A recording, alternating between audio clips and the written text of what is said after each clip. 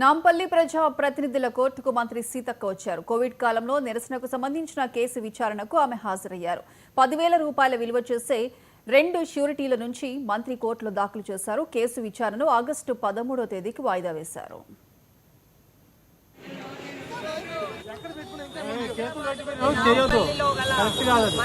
మనోరంజన్ కోర్టుకు నేను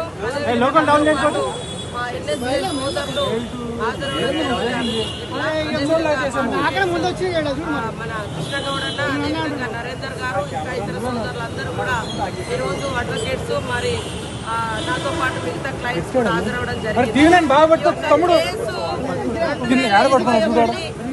ఏప్రిల్ 25, 26 ఆ రోజులలో పీక్ స్టేజ్ లో కరోనా ఉండే రాష్ట్ర వ్యాప్తంగా కరోనా తోటి పెద్ద ఎత్తున సఫర్ అవుతున్నటువంటి పేదల కోసం కరోనాను ఆరోగ్యశ్రీలో చేర్చండి అని మేము ఇందిరా పార్క్ దగ్గర ధర్నా చేస్తే, దీక్ష చేస్తే ఆనాటి బీఆర్ఎస్ ప్రభుత్వం, కేసీఆర్ ప్రభుత్వం ఆనాడు నా మీద మరి ఆనాటి ఎన్ఎస్సీఐ అధ్యక్షుడు ఈనాటి ఎమ్మెల్సీ బల్మూరు వెంకట్ మీద, మా ఎన్ఎస్సీఐ హైదరాబాద్ జిల్లా అధ్యక్షుడు అభిజిత్ మీద, ఇంకా మిగతా సోదరుల మీద మరి మేమేదో కరోనాను వ్యాప్తి చేస్తున్నామని ఉల్టా తప్పుడు కేసులు పెట్టడం జరిగింది.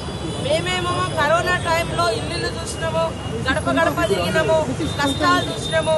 పేదవాళ్ళు ప్రైవేట్ హాస్పిటల్లో పోతే లక్షలలో ఖర్చు పెట్టుకోవాల్సి వస్తుంది, వేల మంది చనిపోతున్నారు.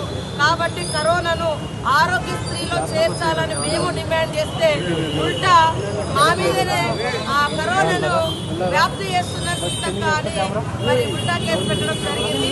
దానికోసం ఈ రోజు అటెండ్ అవ్వడం జరిగింది.